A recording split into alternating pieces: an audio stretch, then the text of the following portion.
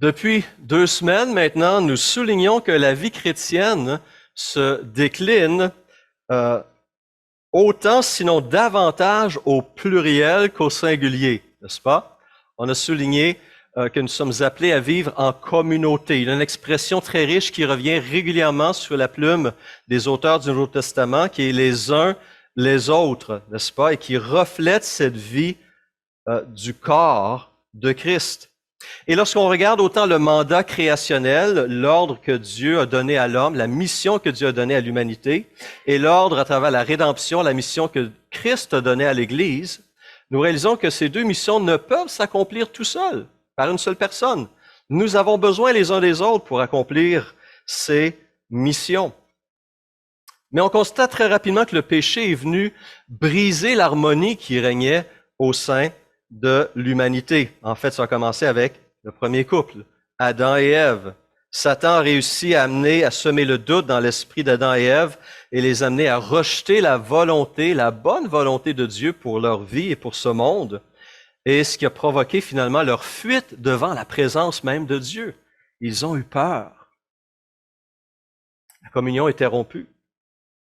On voit qu'il met la bisbille dans le couple, dans nos familles, dans nos communautés.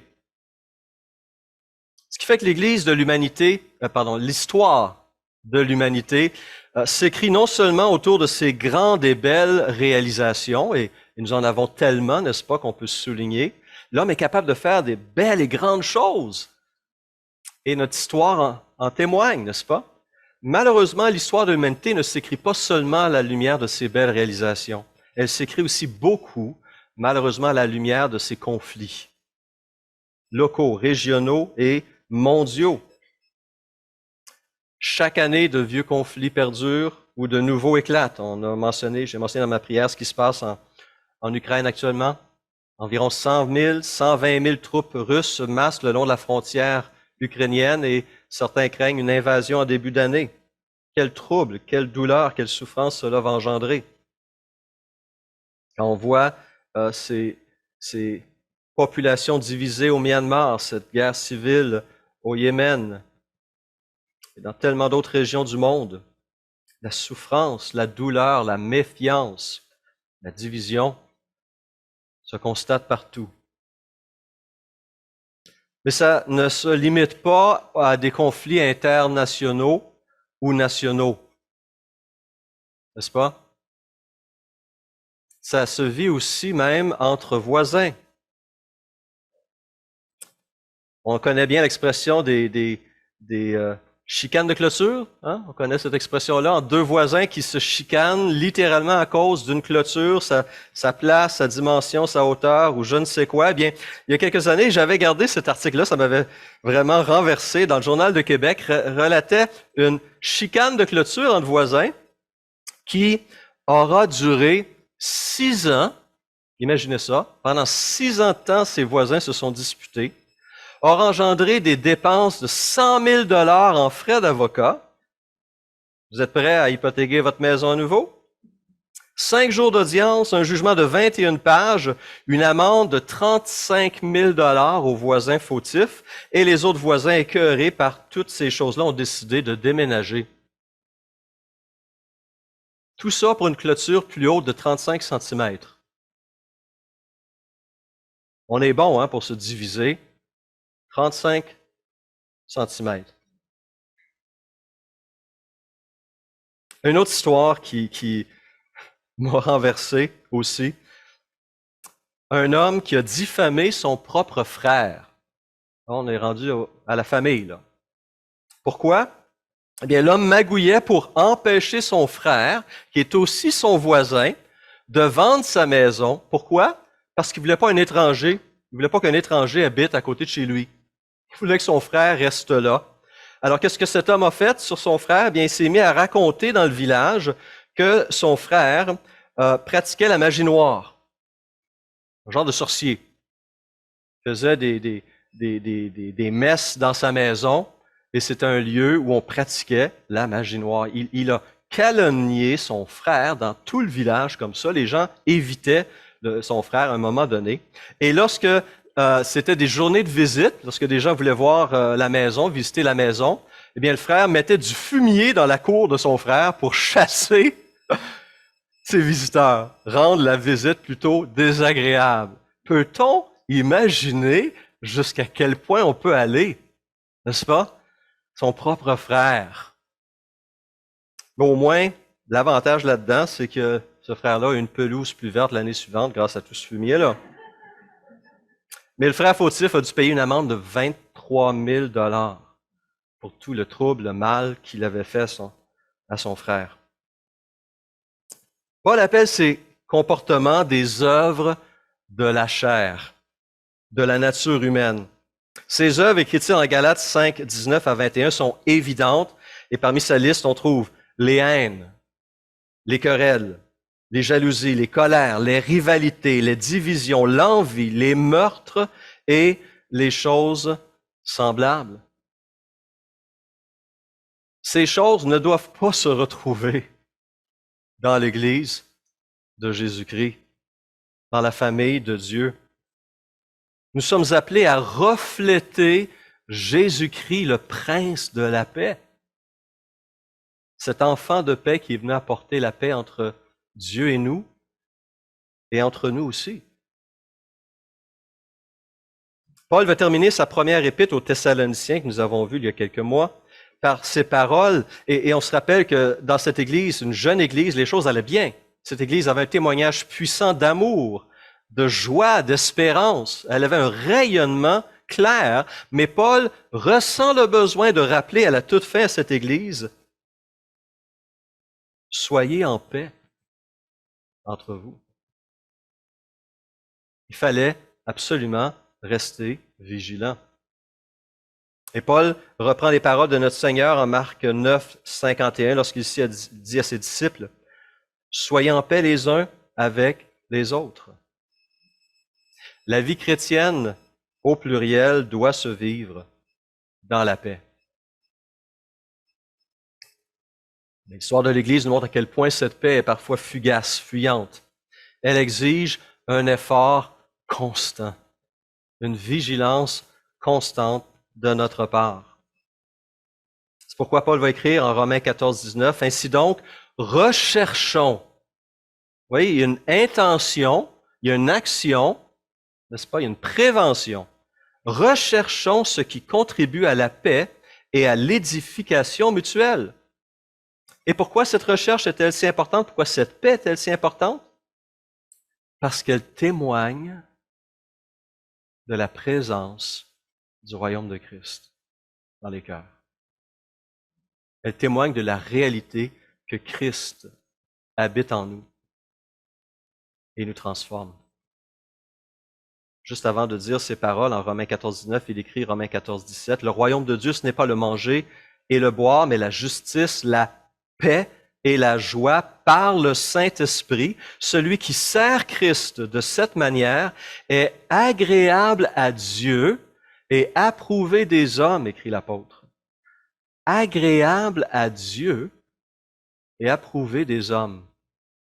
On veut une façon claire pour plaire à Dieu, pour lui faire plaisir et pour bénir sa famille spirituelle. Bien, c'est en recherchant, entre autres, cette paix. Mais aussi, cette quête est manifestée négativement par les ne pas. Vous ne devez pas, ... les uns les autres. Il y a des choses à dénoncer et à renoncer, des choses qui menacent la paix au sein du corps de Christ. Alors ce matin, j'aimerais dans un premier temps, et la semaine prochaine, nous verrons comment contribuer à cette paix, mais ce matin, aujourd'hui, j'aimerais souligner certains des facteurs qui font la guerre à la paix. On peut le dire comme ça, n'est-ce pas? Qui font la guerre à la paix, qui viennent miner, menacer cette paix qui est nôtre en Jésus-Christ. Alors, un des premiers ennemis de la paix qui est mentionné dans la parole, c'est le mensonge. Le mensonge vient tordre la vérité en affirmant son contraire. Et c'est pourquoi Paul avise et met en garde les Colossiens de cette manière. Il dit, renoncez, en Colossiens 3, 8 à 10, renoncez à la colère, à la fureur, à la méchanceté, à la calomnie, aux grossièretés qui pourraient sortir de votre bouche. Ne vous mentez pas les uns aux autres, car vous vous êtes dépouillés du vieil homme et de ses manières d'agir. Vous avez revêtu l'homme nouveau qui se renouvelle pour parvenir à la vraie connaissance, conformément à l'image de celui qui l'a créé. Le monde a horreur de la vérité, et tout particulièrement de la vérité morale, parce qu'elle met en lumière quelque chose qui n'est pas beau. Et le monde préfère ne pas voir parfois certains aspects négatifs de sa propre vie. Et le monde va chercher à étouffer cette vérité-là. Et savez-vous quelle réaction cela suscite en Dieu? La colère. Romains 1,18, la colère de Dieu se révèle du ciel contre toute impiété et toute injustice des hommes qui, par leur injustice, tiennent la vérité prisonnière. Et pourquoi cela provoque la colère de Dieu? Pourquoi Dieu réagit si vivement à cette action de l'homme qui tient prisonnière la vérité? Eh bien, cela suscite sa colère, dit-il au verset 25, parce que les hommes ont remplacé la vérité de Dieu par le mensonge. Et en faisant cela, les hommes se sont mis à adorer et servir la créature au lieu du Créateur. Le mensonge a apporté la confusion, a renversé, bouleversé ce qui devrait être.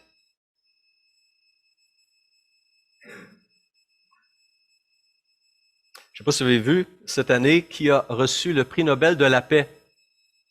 Oui. 2 journalistes. C'est la première fois depuis 1935 qu'on décerne le prix Nobel de la paix à des journalistes. Et c'est le journaliste russe Dmitri Muratov et philippine Maria Ressa qui se sont partagés ce prix-là. Et lorsque Maria Ressa a reçu son prix, elle s'en est prise aux réseaux sociaux, qu'elle accuse de propager, dit-elle, de la boue toxique. C'est l'expression qu'elle utilise. Les réseaux sociaux, selon elle, propagent de la boue toxique, propagent la haine et la division. Et lors d'une entrevue subséquente avec la BBC, elle disait qu'aujourd'hui, nous sommes rendus à une époque où nous ne savons plus discerner les faits de la fiction, la vérité du mensonge. Il y a tellement de fausseté qui circulent et peut-être certains d'entre nous avons simplement fait suivre certaines de ces faussetés dans nos contacts, sans vérifier certaines des affirmations qui sont faites dans tel ou tel message. Et on est conscient que défendre la vérité en démasquant les erreurs et les mensonges peut coûter très cher. Ces journalistes en payent aussi un très grand prix. Reporters sans frontières fait un compte des journalistes qui sont tués ou emprisonnés à chaque année. Et à date, en 2021, 39 journalistes ont payé de leur vie le fait de mettre la vérité en lumière, de dénoncer les mensonges et les erreurs. 39 en sont morts et actuellement, il y en a 361 qui sont en prison à cause de leur profession. Défendre la vérité, même dans le monde, coûte cher. Pourquoi est-ce qu'on ment?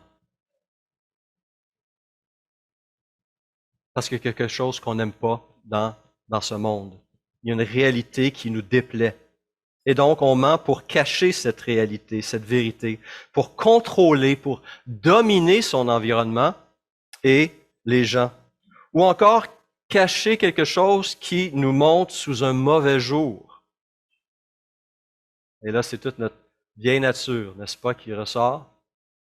Nos limites, nos faiblesses, nos manquements. Et on se met à mentir. Et certains sont même prêts à tuer pour empêcher la vérité de sortir. Le mensonge est aussi une œuvre de la chair, une œuvre de la nature humaine qui se faufile parfois aussi dans l'Église.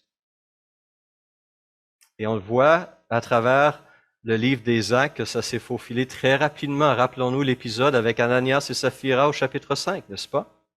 Ils ont menti à Dieu, ils ont menti à l'Esprit, ils ont menti à Pierre et à l'Église en voulant se faire passer comme étant plus généreux qu'ils l'étaient en réalité. Qu'est-ce que Jésus a dit aux pharisiens qui s'opposaient à son enseignement de la vérité, son message d'espérance?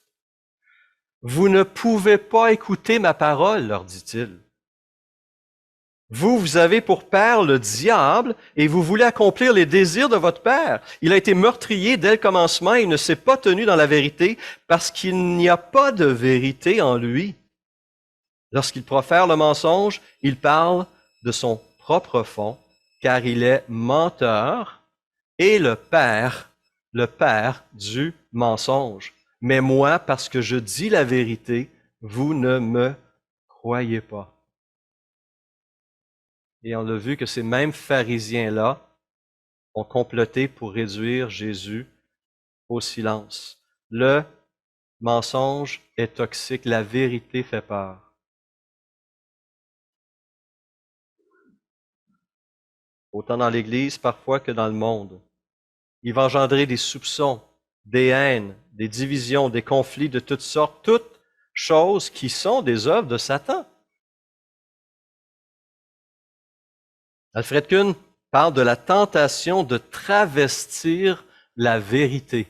Travestir la vérité. Il cite justement Colossiens 3:10. C'est pourquoi on vous enseigne de vous débarrasser du vieil homme qui correspond à votre ancienne manière de vivre et se détruit sous l'effet de ses désirs trompeurs et à vous laisser renouveler par l'esprit dans votre intelligence et à vous revêtir de l'homme nouveau, créé selon Dieu dans la justice et dans la sainteté que produit la vérité.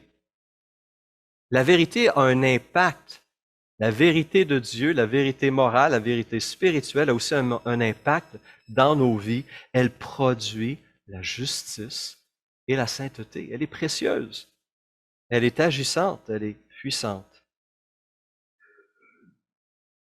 Donc, on doit faire attention à ce qu'on véhicule, de ce qu'on dit dans nos échanges, ce qu'on transmet à travers les réseaux sociaux et les médias sociaux, l'image parfois que nous cherchons à projeter de nous-mêmes, n'est-ce pas?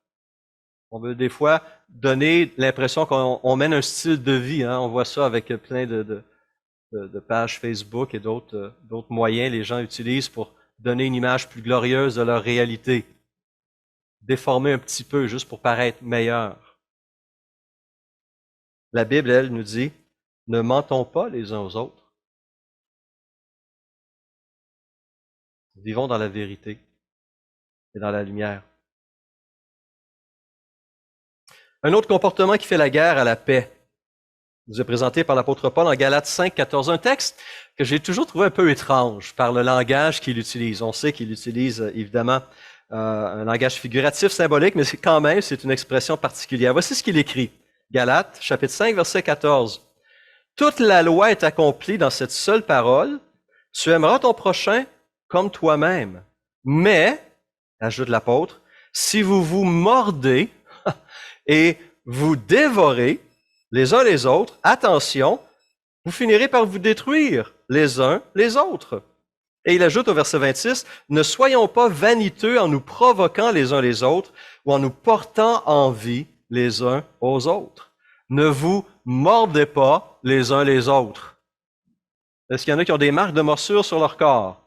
Probablement pas, mais sur leur âme et sur leur cœur? Probablement que si. Probablement que si. Mais ça veut dire quoi mordre? Pourquoi mordre? En réfléchissant à cette question-là, bien, la réponse m'est venue, une réponse parmi d'autres m'est venue lorsque j'ai pensé à ce qui s'est passé à notre petite fille, Lydia, cette année. On vous a partagé cette histoire lorsque le chien de la famille a attaqué notre petite fille dans sa chambre. Le graffiné au visage et il l'a mordu au visage. Elle a une cicatrice dessus de l'arcade sourcilière. Et pourquoi le chien a mordu notre petite fille? Parce qu'elle avait de la nourriture que le chien voulait. En quelque sorte, il convoitait la nourriture de notre petite fille. Il voulait prendre quelque chose qui était à notre fille. Et je crois qu'on peut en arriver, même en tant que chrétien aussi, à convoiter, à désirer quelque chose qu'un frère ou une sœur a, possède, mais moi que je n'ai pas. Et ça peut m'amener à agir d'une certaine manière qui est comparée par l'apôtre Paul ici comme mordre, pour pouvoir saisir, prendre, posséder, contrôler. Un peu comme cet homme qui a calomnié son propre frère pour empêcher la vente de sa maison. Il voulait que sa situation reste comme celle-là, alors il s'en est pris à son frère, à sa réputation. Verset 26, encore une fois, nous invite à ne pas nous provoquer les uns les autres, à ne pas nous porter envie les uns aux autres. Et lorsqu'on y pense, on peut désirer, on peut envier, on peut convoiter tellement de choses.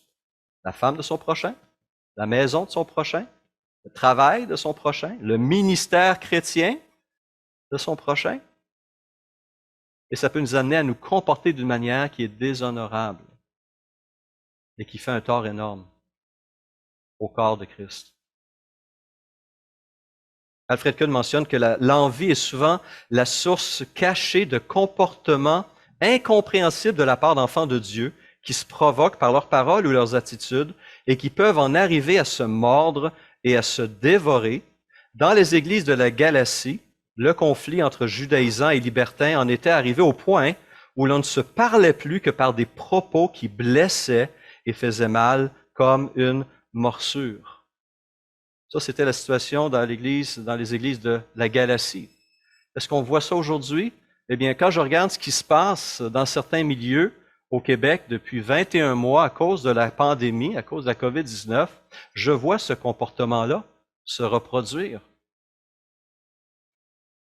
Certaines églises s'entredéchirent sur le fait de porter le masque ou de ne pas porter le masque, de se faire vacciner ou de ne pas se faire vacciner, de respecter les autorités ou de ne pas respecter les autorités.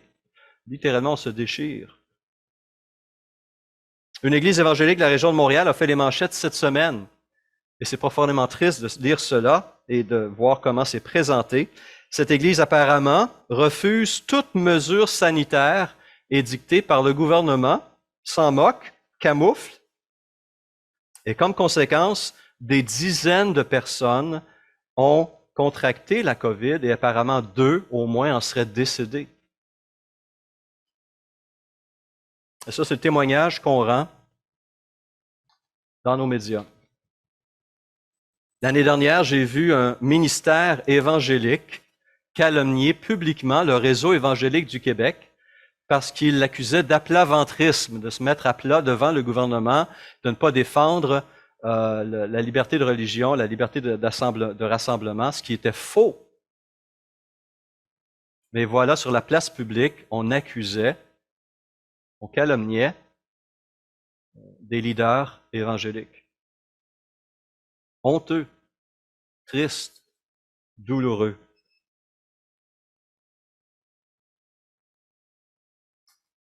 Pierre va nous dire qu'agir comme ça, c'est agir comme le diable. Rappelons-nous son exemple, son image en 1 Pierre 5,8, où il dit que Satan rôde comme un lion rugissant, cherchant quoi? Qui dévorer. C'est ce que Satan fait jour après jour. Il cherche des victimes qu'il veut dévorer. Dans le psaume 22, qui est un psaume messianique écrit par David 1000 ans avant la crucifixion, chose remarquable, 1000 ans avant, on trouve dans ce psaume une description des souffrances de Christ à la croix, décrite 1000 ans avant l'événement par David. David parlait de sa propre expérience, mais sans le réaliser possiblement. Il aussi présentait les souffrances de notre Seigneur. Et il dit ceci au verset 13 et 14, « De nombreux taureaux sont autour de moi, des taureaux de Basan m'encerclent, ils ouvrent la gueule contre moi, pareil à un lion qui déchire et rugit. Et quand on lit les évangiles, quand on lit la crucifixion, quand on voit la foule qui se moque de Jésus en souffrance sur la croix, lorsqu'on voit les chefs religieux qui se moquent de lui, on peut bien imaginer ce langage figuratif qui se réalise devant notre Seigneur. Des gens qui se réjouissent de sa souffrance, qui s'en délectent.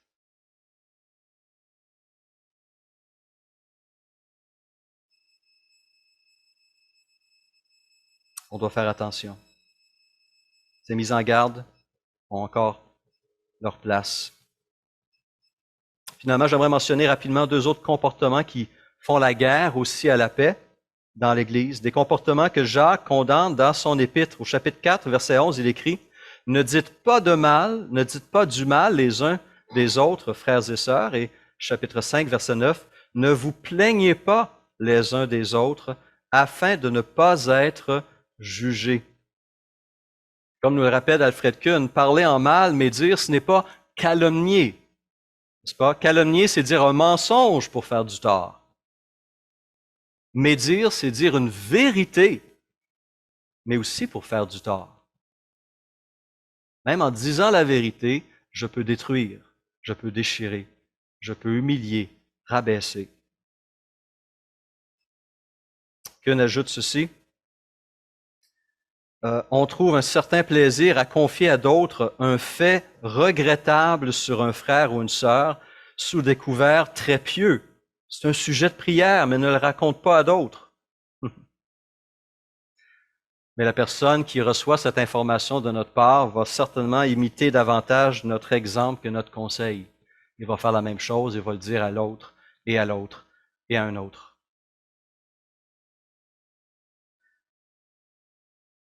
Nous allons tous et nous avons tous commis des erreurs, des fautes. Nous avons tous trébuché à un moment donné.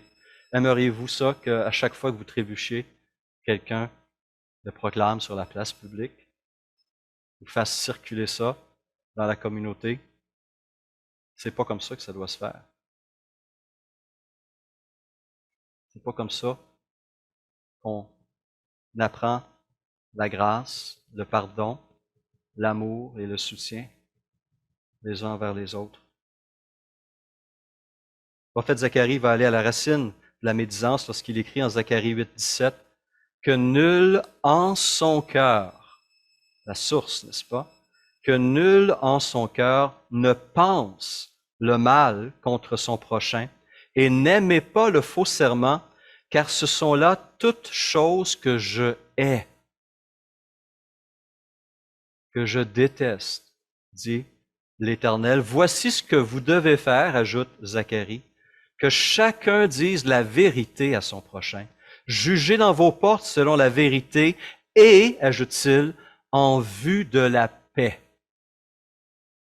La paix. Recherchez la paix entre tous. C'est l'appel qui est sur notre vie à nous aussi.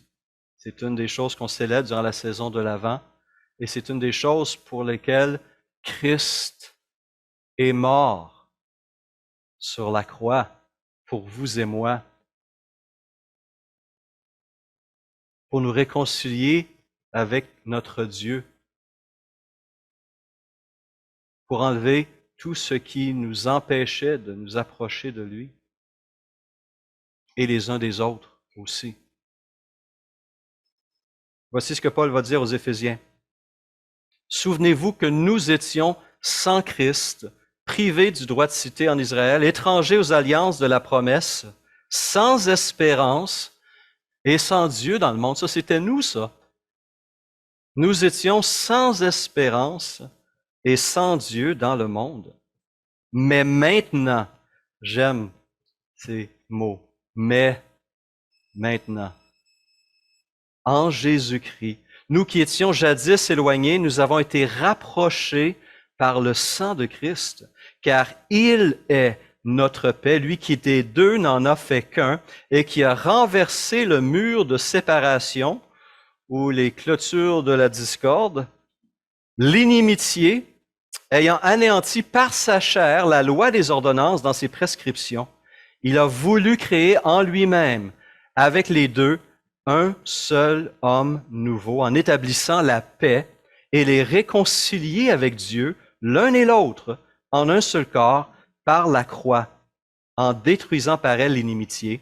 Il est venu annoncer la paix à vous qui étiez loin et la paix à ceux qui étaient près. Car par lui, les uns et les autres, nous avons accès auprès du Père.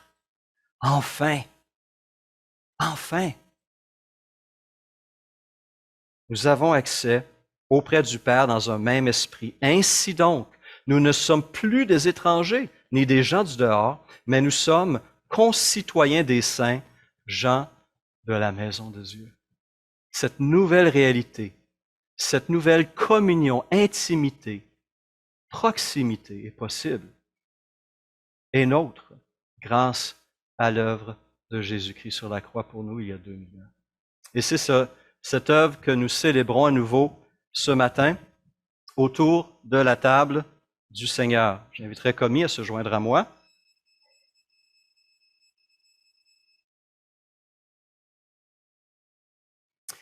Et alors qu'on se prépare, j'aimerais vous rappeler un avertissement qui nous vient du Seigneur. Il dit ceci en Matthieu 5, versets 23 et 24. « Si donc tu présentes ton offrande vers l'autel et que là tu te souviennes que ton frère a quelque chose contre toi, laisse ton offrande devant l'autel et va d'abord te réconcilier avec ton frère, puis viens présenter ton offrande. » Les églises, certaines traditions avaient dans le passé l'habitude d'inviter les membres de la communauté à réserver le samedi pour faire cet examen personnel, cet examen de soi. Est-ce que je suis prêt? Est-ce que je peux me présenter avec un cœur sincère devant le Seigneur et participer à cette table? Et certaines traditions donc prenaient le temps et encourageaient les membres à le faire. Et en lisant ce texte-là, j'ai réalisé que j'ai besoin moi aussi de le faire. Et en préparant même ce message et cette table, je me suis rendu compte que il y a peut-être une sœur qui m'en veut pour quelque chose et j'ai pas eu l'occasion encore de lui parler. Et donc, je vais m'abstenir ce matin pour prendre le temps pour la contacter et voir si bel et bien elle a quelque chose. C'est important parce qu'on ne peut pas prendre cette table par mensonge. Il faut le faire dans la vérité, dans la lumière, dans la transparence.